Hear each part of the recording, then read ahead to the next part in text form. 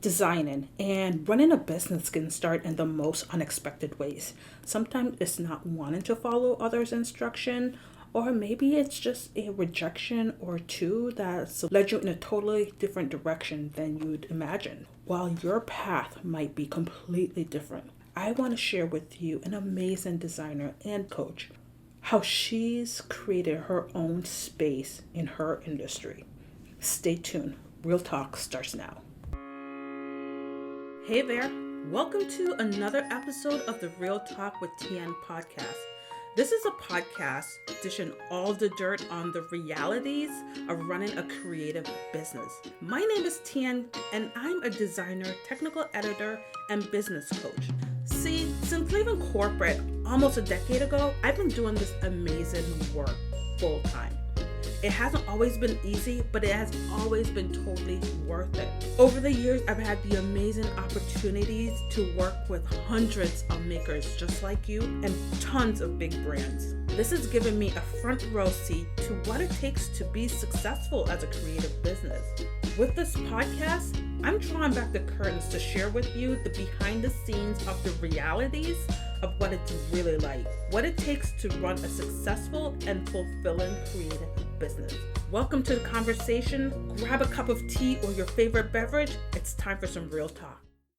Hey, Frenchie, how are you? Welcome to the Real Talk with Tian podcast.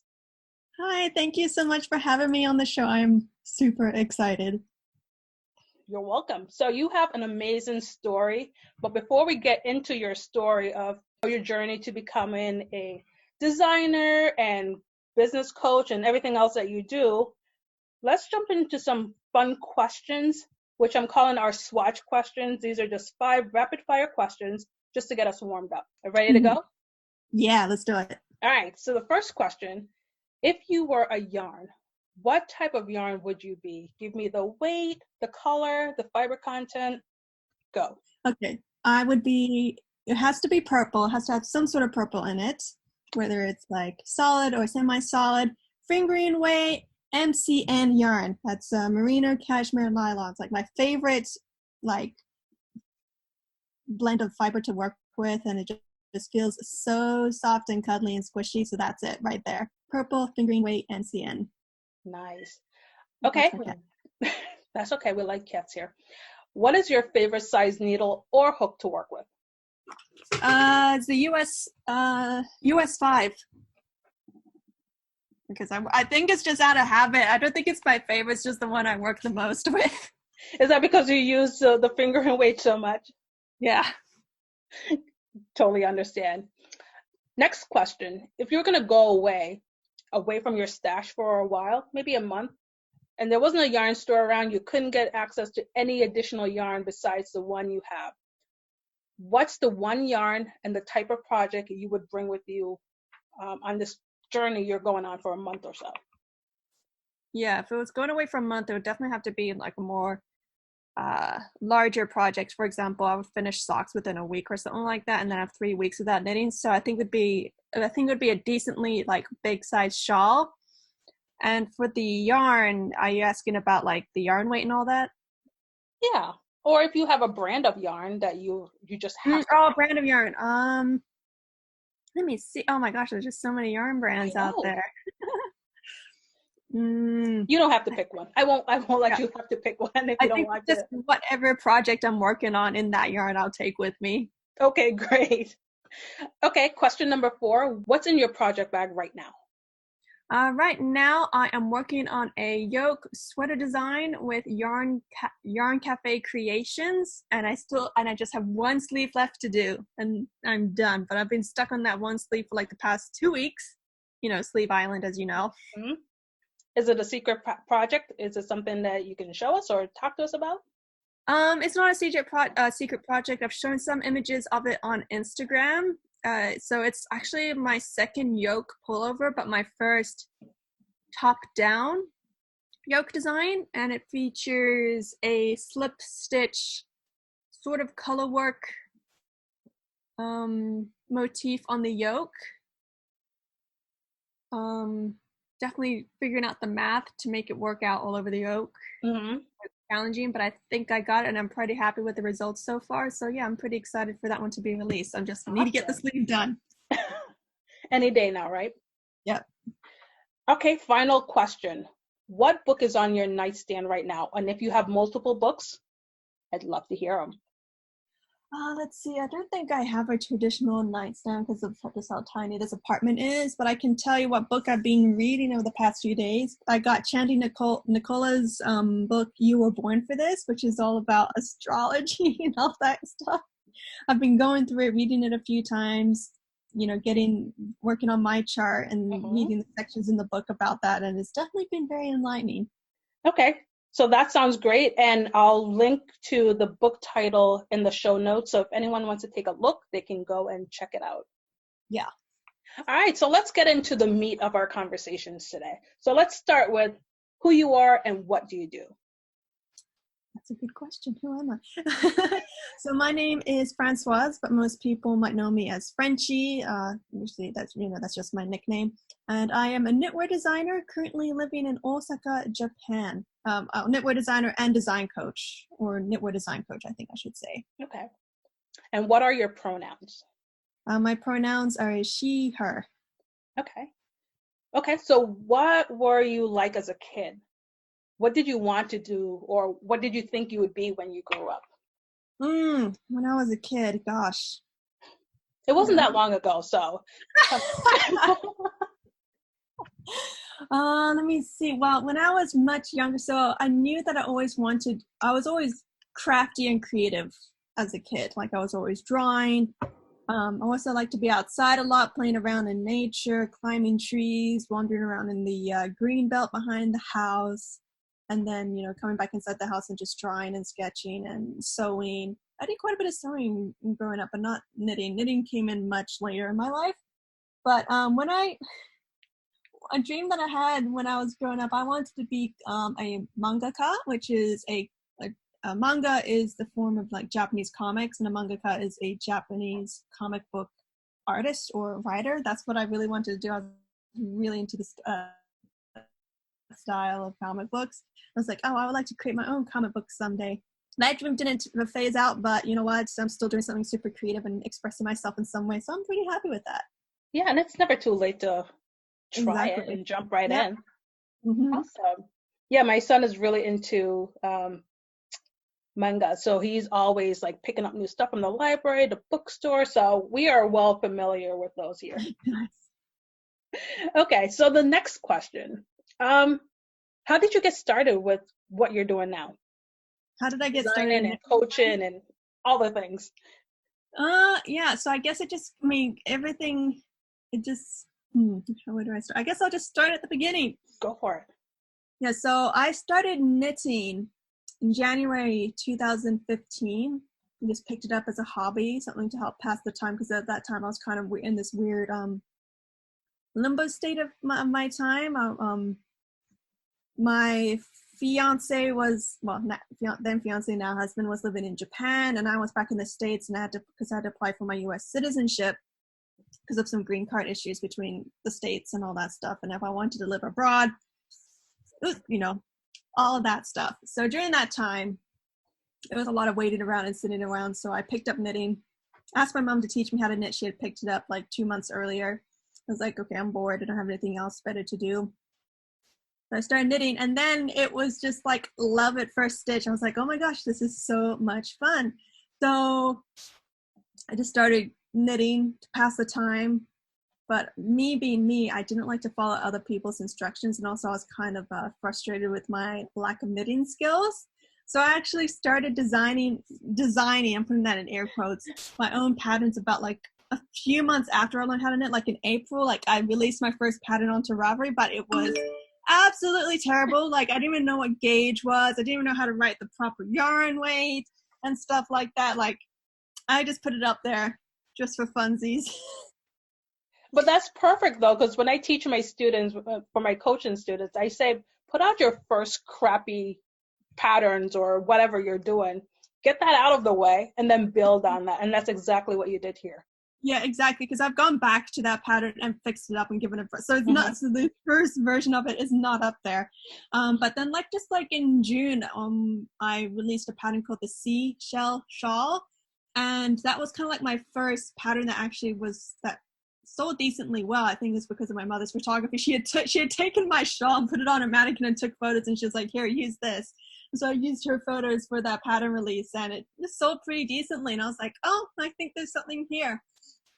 And so when I moved back to Japan in, I think it was like August or September of that year, because of like my visa requirements in Japan, I couldn't get a job.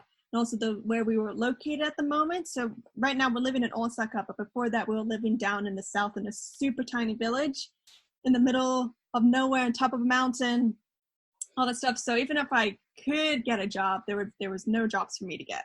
Yeah. Just like, don't speak the language. Husband took the only job in the village that was available to foreigners, basically. So I was like, well, so I told him, you know what? I really enjoy designing. I'm gonna do something out of this. I'm gonna see him make this work. And so he's like, okay. And that was it, right? Yeah, I mean, I was like, okay, I'm gonna find a way to make this work. I really enjoy designing. Yeah. Like my 5-year goal, my 5-year vision of where I wanted to be. I was like, oh, it would be so cool if I, putting out my patterns up there and people liked knitting them, yada yada yada. I wasn't like wanting to like to be famous or anything like that. I was just like, it'd be cool if I was able to make a living out of what I'm doing and do something for myself and for my family. So yeah, like 2016, that's when I officially started Arahanets as a business and just really getting intentional and mindful about like how can I make this work and things like that. And then later on, as I got more experience, as my design started gaining more traction, and I was able to start building my own little table for myself in my little section of the industry and stuff like that, then I started going into teaching people how to design knitwear because I noticed that a lot of people were asking about it. So that's when I launched my signature program, Swatch Studio Circle. So before you continue on with that part of your story, let's go back to where you said that you're building your own little table. What does that mean for you? So at the beginning, so in 2016, I remember submitting a lot of yarn proposals and submissions to magazines and things like that. And I just kept on getting rejected all over the place. And I got but so what frustrated. kept you going though? I mean, so many people get rejections and they're just like, okay, that's it, I give up. Yeah. So basically what kept me going was basically I just got so frustrated and so annoyed that I was just like, I'm going to become such a big designer that you're going to be asking me to work with you, not me asking to work with you. I love that idea of like, I'll show you. Yeah. It was out of pure petty. Well, not really, but I was just like, you know what? If submitting to magazines isn't working for me, I'm going to just focus on self-publishing and making that work for myself. But where did that confidence come from, though? I mean, do you have a background of getting rejections of something and then still going for it? Or, I mean, where did it come from? I'm not sure if it was I'm not.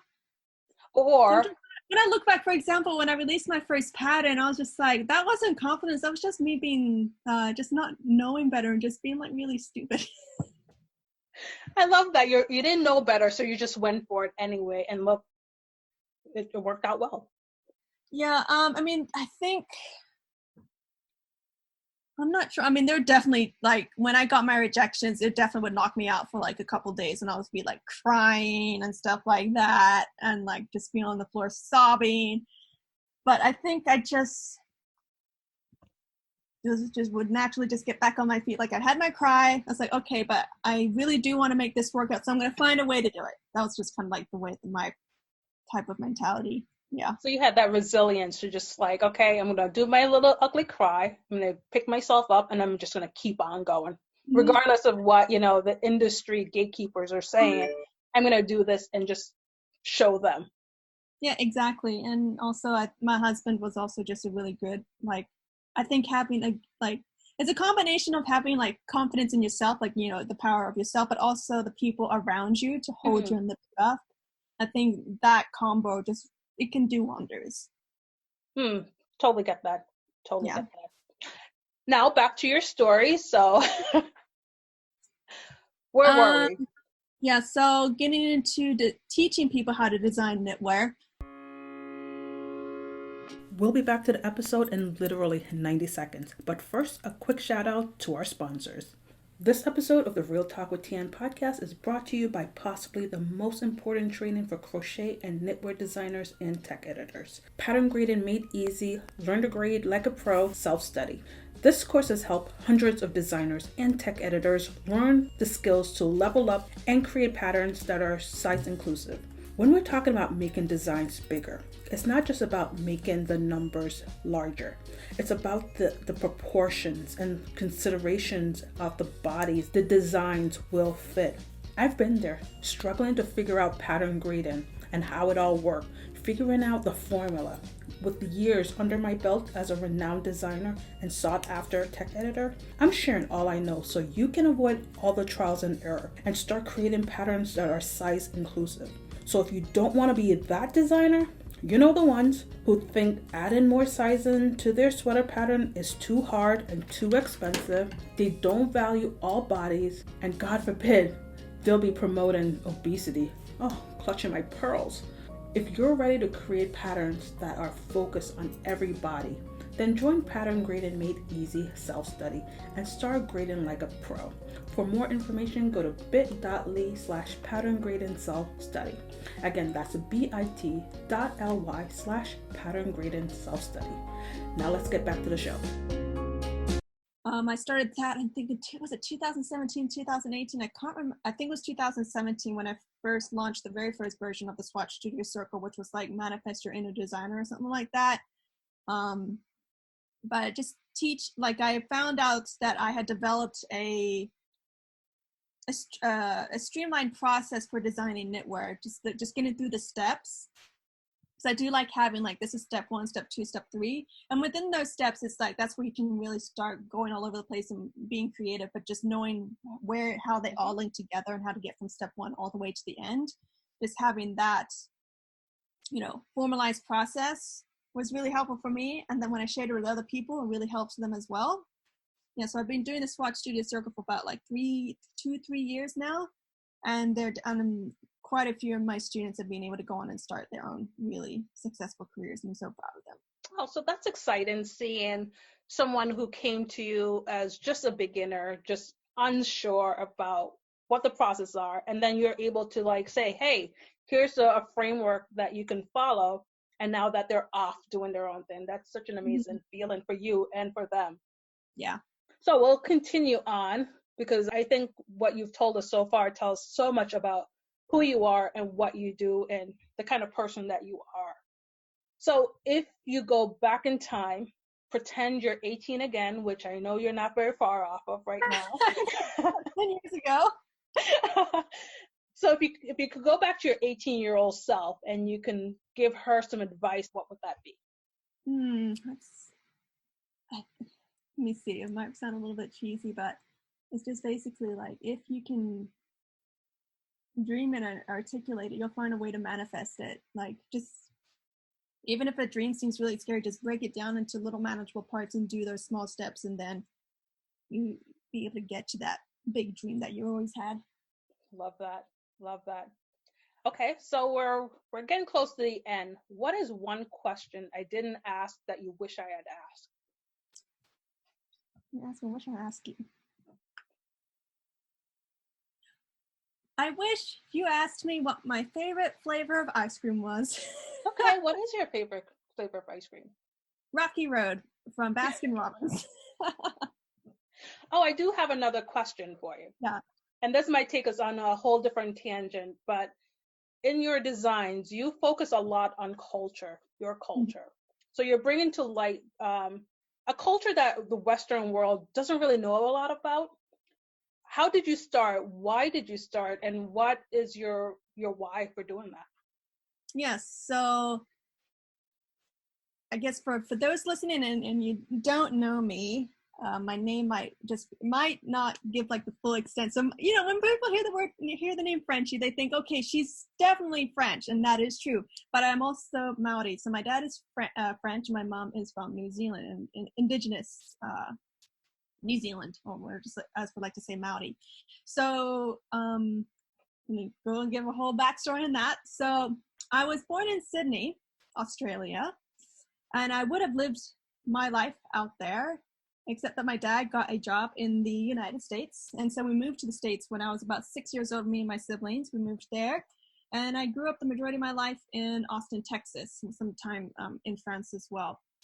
And so growing up, already Maori, living in Australia, there's a disconnect, but then living in the United States is an even bigger disconnect because you got a whole lot more ocean in there. So growing up, I knew quite a bit about my dad's culture, also because I also spent some time living in France, being immersed in that. But I didn't know that much about my mother's side. And my mother and I have been having conversations about this, so it can get a little bit personal. So maybe I won't share all of that here. But when actually, so I was like, I was aware of my cultural background, but I didn't know much about it. Like I grew up with some stories about where we came from, and things, but I didn't know like specifics. Like I didn't know the language. I didn't really know a lot about the customs, but I did know that I was Maori. And, you know, living in the United States, I would always get questions like, oh, where are you from? Oh, let me guess. You're from some country in South America, or you're from Asia. And I'm just like, no, neither. And so, you know, I'll tell people I'm Maori, and they'll be like, what's a Maori? I'm just like, you know what? I wish I could tell you, because I really don't know myself.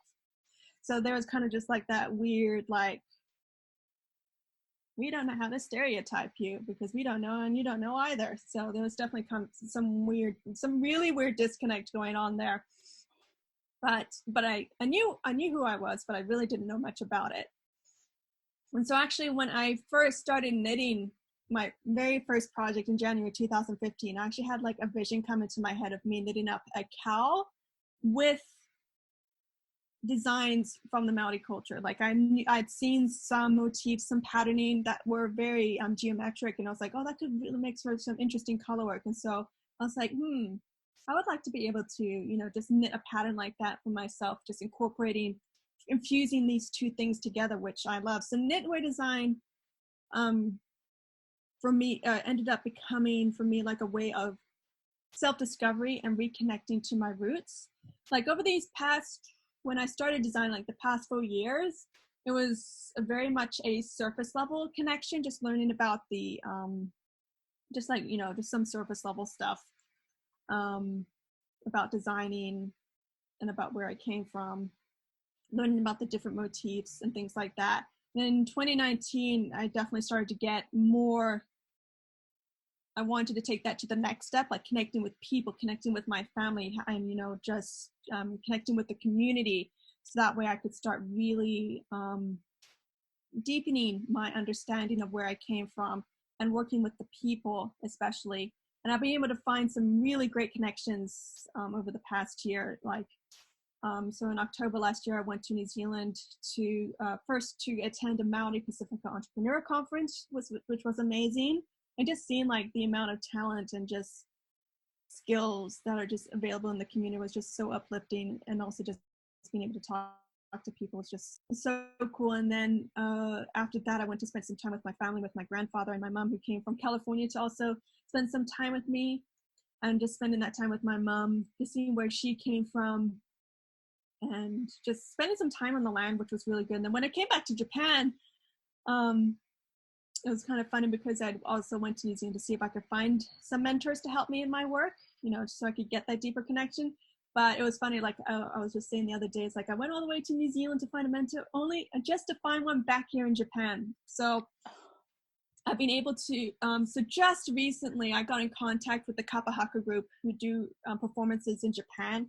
They recently started up like once a month, all the Maori in Japan, if it's easy for them to access, a wangana, a gathering of people just to learn, share, grow together. We get together once a month just to learn songs, just hang out, and just really just spend like a few hours every month just living and just like in a space just for us of what it is to be Maori. And the teacher and the head of that, he is a weaver who spent most of his time in Gisborne. That's where my family's from. And we just really connected and, just clicked. And I was like, oh, can you be my mentor? And he's like, sure. And then he was like, I'm also wanting to learn how to start up my own business and be an entrepreneur. I was like, I can help you back there. So I'm really excited about that because we're able to help each other out. He educates me, I educate him. It's just like a reciprocal process. And just within the 2 months of just like being with him or working with him, like I have learned so much about not just like the motifs that I'm using, but this symbolism behind them and just the whole history behind it and all that stuff. Like I've been learning, my knowledge of where I'm coming from, like I've learned so much and I know I have so much left to learn, but it's just really exciting just having a group of people that support me and are able to, we're able to share this knowledge, and that's definitely being reflected in my work as it's become more strong in there. Yeah, so that was a long story. No, but what really drew me to wanting to really have this conversation is I'm watching your journey as you're discovering this part of yourself that you're sharing on Instagram. And it's just a beautiful story of, just discovering yourself and then sharing that part of you in your design with the world so that we can kind of understand and kind of go along on this journey with you. So thank you for doing that. Yeah, with the designing, it's kind of like a multi-faceted part. Like part of it is to open the knitting community industry to a new culture, representation. Like 2019 was a big conversation for that. But also it's just as for me personally, self-discovery, sharing that with people and hopefully to inspire them to connect back to their roots, especially if they've grown up in the diaspora and all that stuff. And then also just to, what was that it? Those are the big things. Oh, and also just like I guess play my part in helping keep, maybe not keep the culture alive, but just keep it just like, letting people know that, we're still here, we still exist, we're still thriving, we're still creating and making beautiful things. It's not just a thing of the past or a thing that's over, like, we're still here. Yeah, and I really appreciate you sharing all this with us, because a lot of us who are from different cultures, we sometimes feel ostracized when we come into the knitting world. Like you mentioned, the conversation that happened in 2019 and will continue. We are now seeing more diversity of not just Black, white, Asian, but we're seeing all these different cultures that were never even mentioned that are now being represented. So thank you so much for sharing your experience and your journey and your culture with us in a way, in a language that is universal, knitting. Yeah. Let's wrap up. Tell us what's coming up next. And where can the listeners find you? Give me your Instagram, your website. Let us have it. Yeah, so for where people can find me, it's pretty much the same everywhere. If you, Knits. That's my Instagram. That's also my website, so outofknits.com. That's also my Ravelry. So that's pretty easy for people to find. But what's coming up next? I guess this year is going to be an interesting one because I actually don't really have any big goals or things like that coming up for me. Just mostly focusing on what's been working for me and just maybe working on amplifying that. So I've got a pattern release coming up soon, the Kawa Kawa shawl. I mean, I usually release a new pattern every month, but I think I'm going to see if I can try relaunching some of my older patterns, just trying to mix things up on all that stuff. I think maybe sometime in February, I'll have a new round of the Initiate Knit Design Challenge coming up. If people are interested in wanting to design patterns and want to know that process, I've got that coming up soon. I do know that I've got some workshops, live workshops coming up soon in some parts of the world, but I'm not going to announce those yet. Well, they'll have to stay tuned or follow you on social. Yeah, just follow me on social media. You'll get all the details there. Awesome. Well, thank you so much, and I'll share everything we discussed in the show notes. Thank you. Thank you so much for having me on. It's been great talking with you. Thank you. Thank you for listening to another episode of the podcast all the way to the end.